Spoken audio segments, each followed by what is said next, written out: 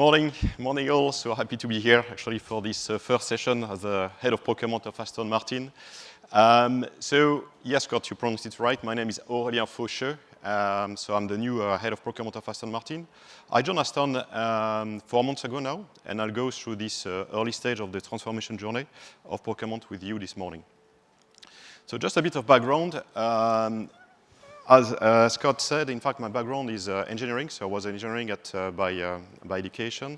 Started in electronics, and then after completing my MBA, I joined the dark side of the force, actually, joining Valeo as a buyer, where I spent actually 10 years being in all the procurement function, from production buyer to project, going through the commodities at Valeo. Then, in fact, I joined a food and pharmaceutical company called Tereos, which basically is the number 3 or the 3rd biggest actually sugar producer in the world.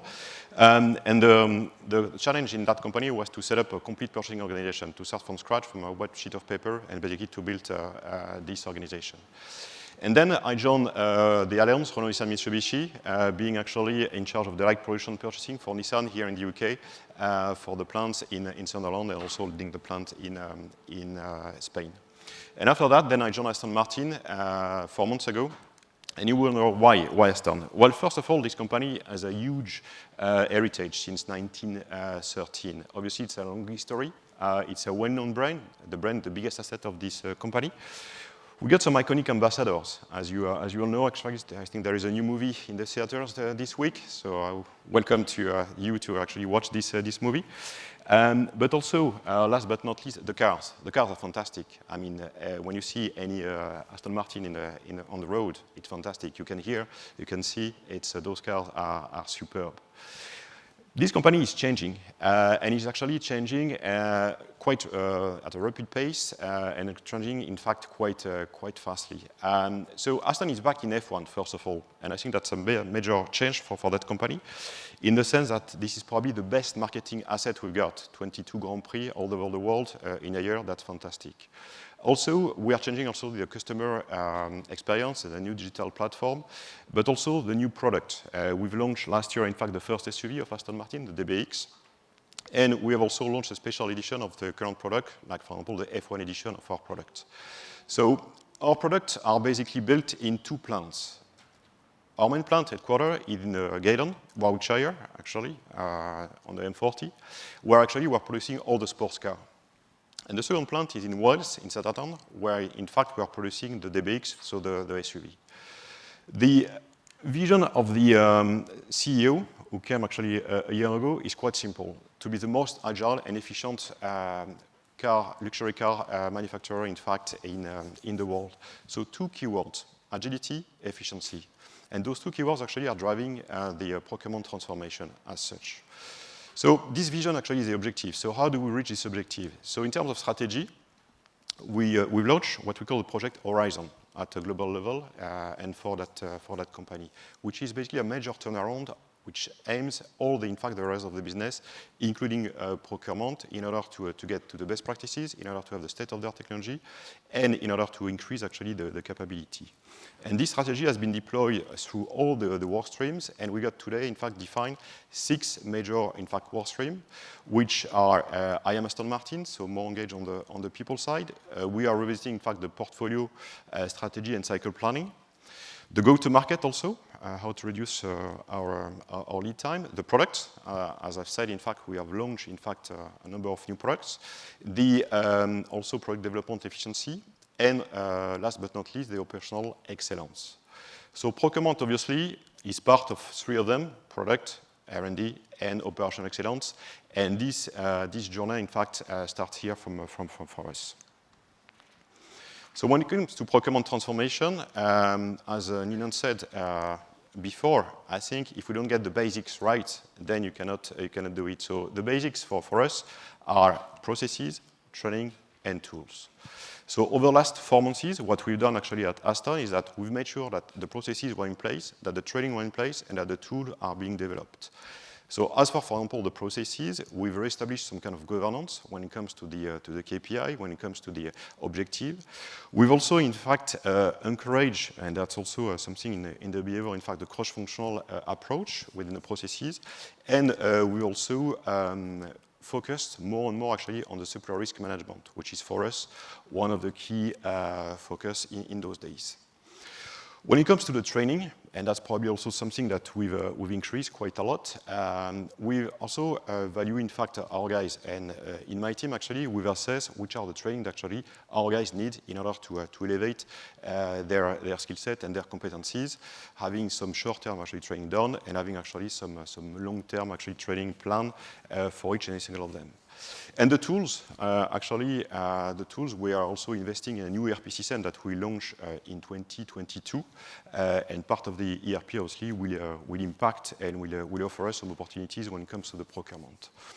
So once we got those basics right, and I think the processes, training, and tools now are in place, then in fact we've worked and we're working on the behaviors and mindset. The reason why is that Aston was historically very siloed between all the departments. And what we've done actually over the last few months is making sure that we're developing some cross-functional team, commodity team, where in fact the buyer will work with the engineer, will work with the logistic, will work with the quality guy, and they will all be responsible to deliver, in fact, the objective for this commodity. Not only that, but also we've encouraged actually the best practices to be spread, in fact, all across the organization. And that's a change also because in the past, in fact, we were, in fact, very, very siloed oriented. So behaviors and mindset, that's been actually a constant journey, but that's coming to a success right now. Then in terms of supplier strategy, and that's probably also something that we invested quite a lot. In the past, we've suffered actually a lot from the lack of communication between our suppliers and us. Reason being is that we've been through a lot of changes, a lot of transformation, and suppliers were struggling actually to get the right contact at Aston, especially in procurement. So we've redeveloped actually, and I'll develop this right after, as a new supplier strategy, a new approach to our suppliers in order to increase the communication, but also to have some rules defined and also some reporting to assess, in fact, their performance.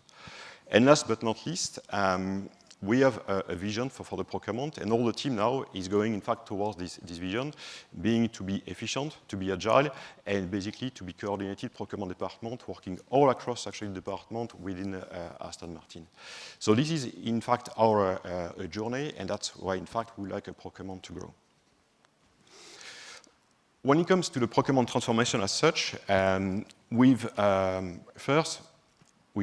strengthen the performance, and that's one of the key ones, being that we had a few actually quick wins and a major actually project that we are focusing on in order to have those quick wins implemented. But then we've also tackled some issues, as in any, in fact, transformation. We got some issues that we should overcome, and we work on those in order to, in fact, as a cross-commodity team, as a commodity team, in order to overcome these issues so that we can develop and then implement our strategy. We are now, in fact, really proud of being, a one-voice approach to our suppliers, which was not the case before, and now, thanks to those commodity teams, we are working, in fact, toward the same goal, same objective, and having actually the same communication channel with our suppliers. When it comes to the suppliers, and when it comes to the supplier strategy, one of the key first action that we took was first to have a common language between the supplier and us. So basically to develop some scorecard that we are now, in fact, sending on a monthly basis to our supplier in order to assess our suppliers based on 5 criteria: quality, cost, delivery, development, and management. And this tool is very important for us. First, because the supplier were asking us how did they perform. They were also asking us what are the key criteria that we are assessed upon.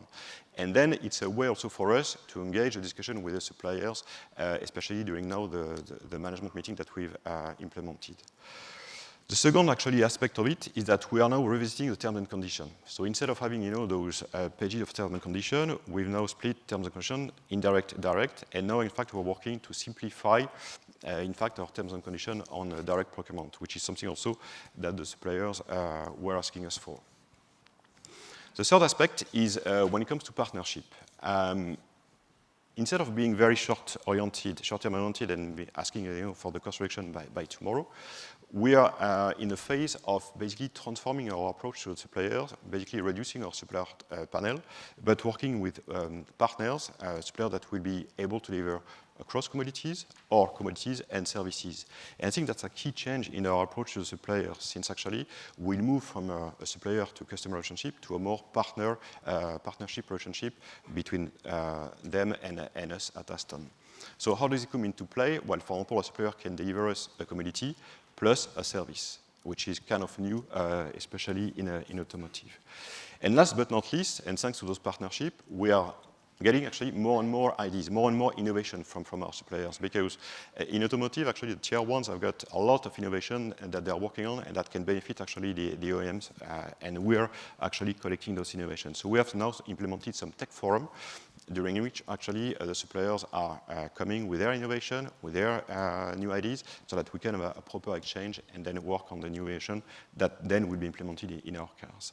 So this whole supplier strategy is a new actually mindset, a new approach to our supplier base, but that will allow us actually to get innovation, cost reduction, and at the end, in fact, long-term relationship with them.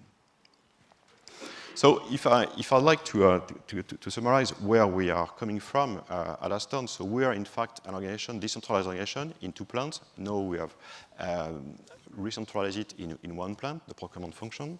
We're in fact very siloed between the departments. Now we have actually implemented the commodity teams approach, meaning that each of the commodities are responsible for their objective, their performance, and their suppliers. And also, we focus a lot on the supplier risk assessment, because, as you know, the external factors that we are facing and that we are living with today, we have now implemented some weekly cross-functional team with finance, logistics, quality, procurement, in order to assess, monitor, and prevent the risk linked to our supply chain, which is kind of key in automotive. So where we are today, our team is centralized in 1 place. We've launched actually the risk management reviews and meeting and cross-functional team, and we've improved actually the communication and the visibility towards our suppliers, and we've streamlined actually the resolution time when it comes to any issues. But that's only the first step. That's only after 4 months. So where we are going to over the next year or so? Agility, efficiency, 2 keywords that we like to keep as to our organization. React quickly in an agile environment, but in also volatile environment. That's key for us. So we have to be performing better, more efficiently, and we have to be more agile. We're also looking for implementing more and more supplier partnerships, as I said before, thanks to our new way of approaching our suppliers, and thanks also to that will allow us actually to grasp totally the innovation. And also, last but not least, in terms of tools, we are working on some new tools with a new ERP that will be launched in 2022. So that's basically, in a nutshell, what we've done over the last 4 months. So a lot to do, again, at Aston Martin. But as I said before, we are going at a fast pace as any Aston Martin car. So that's the beginning of our journey. Thank you.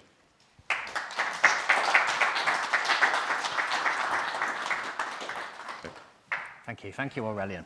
Now, we have had some questions come in here. Before I turn to those, are there any questions from anyone on the floor at all? If there are, then we do have a microphone that we can bring to you. Okay, well, I'll ask some questions and maybe put your hands up later. Here we are. The questions are up here.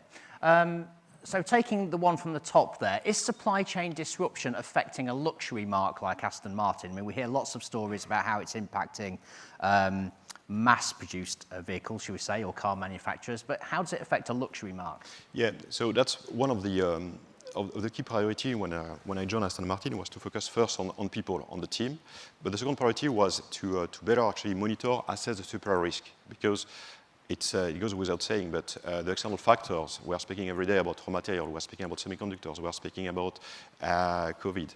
So we are monitoring, we are assessing, we are preventing the risk so far. It's been successful, but again, touch wood, that's something that, again, we are very, very cautious about, and we are monitoring on a weekly basis, as I said, between finance, logistics, quality, and procurement. Okay. And I mean, you did touch on this during your presentation. You talked about the emphasis on creating long-term supplier relationships and turning suppliers into partners. How does that benefit you as a business? Yeah, I think I've touched upon this one. few aspects. The first one is that by giving some visibility to our partners on the long-term contract, it can actually allow us to discuss, not on the short term, but on a 2, 3, 4 years basis. So first, it allows us to discuss about what's going to be the new generation of the product in 4 years' time, which is kind of key when you're a tier one and when you're developing your product. Second point is that it allows us also to have some kind of regular reviews, management meeting with the suppliers on a more control and scale, and that's quite good also. And the direct benefit for us is getting the ideas, getting the innovation, getting the VAVE ideas also on the current product. So we are getting more and more actually from our suppliers because we are giving them also more and more visibility and by signing those kind of partnerships. Okay. And I saw your last slide there was talking about this new ERP solution that you're bringing in 2022, I think you said. So will a new ERP solution affect which tools you implement for procurement, or are the tools you have agile? Yeah, so the new ERP, actually, it's a new ERP for the whole company. So actually, it obviously will include procurement. So yes, it's going to be a more agile tool compared to what we got today. And yes, I'm really looking forward to it, yes. Okay. I'll see if there's any more questions on here, actually. I think that's all from here. Were there any questions from the audience? Oh, yes, gentleman at the front. Actually, just 1 second. If you just wait till the microphone's there. If you could just tell us your name and where you're from. Guy Strafford from Proxima. Good morning. Do you expect to get more innovation from new suppliers or from harnessing the existing relationships that are potentially long-running? And is there a tension between those two? Because if you want radical change, which it sounds like you do, and stuff that will differentiate Aston Martin, you may want to look in different places? It's a very good question, actually. At first, you would say that, yes, when you are going to a new supplier, yes, you will benefit from getting more innovation, more ideas, but actually not. What I was really amazed about is that when you're asking the current suppliers about, have you got some ideas, have you got some innovation, we would like to go for you for 2, 3 years' time. Well, they've got some. If you don't ask, you will never get. So by just asking the question, by just engaging with them on a different topic than the day-to-day topic, yes, you are getting some ideas, some ideas, because they know the product, they know the cars also. They've been working with you for years and years. So I think you can grasp some innovation, some ideas from both actually new and current suppliers. Yes, absolutely. Okay, were there any more questions? Yes, at the back, if we get the microphone out. Just keep your hand up a second. Okay, thank you. Thank you. Joe Marriott from BMG. I'm interested to know how the evolution in the vehicles away from petrol engines is impacting on your procurement choices, and is that in itself driving further ability to change and develop?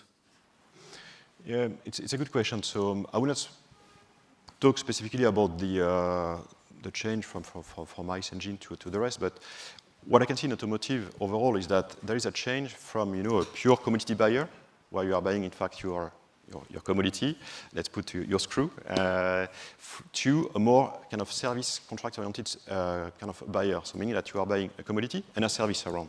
But also you are buying a system more and more. So you are going to the tier ones, buying a complete system, including some services, including some expertise, including some R&D. So there is a change or a shift in the buyers going for more actually service contract on top of the pure negotiation on the piece price. Yes, that's a change in the whole automotive. Yes, absolutely. Yeah. So that's a change that we are doing also, revisiting our terms and conditions, raising also the skill set of the buyers. Yes, because absolutely. Yeah. Any more questions from the floor? Okay, I've just got one more question for you. Now, an electric Aston Martin, will that give me the same driving experience as a petrol Aston Martin? Good question. So, but what's the answer? Well, I'm afraid I'm not going to be able to answer this question. So, yeah. Okay. And obviously, we're on the eve of a new Bond film coming out. Yes, aside from this week.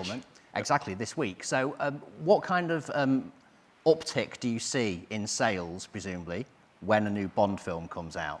There is a huge, actually, benefit for us, obviously, because it's a good promotion like the Formula One, but also like the James Bond. So, yes, there is an appetite for the new James Bond, and there should be a sales impact, yes.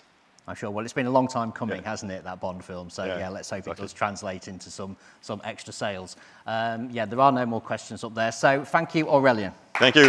Thank you, Scott. Thank you.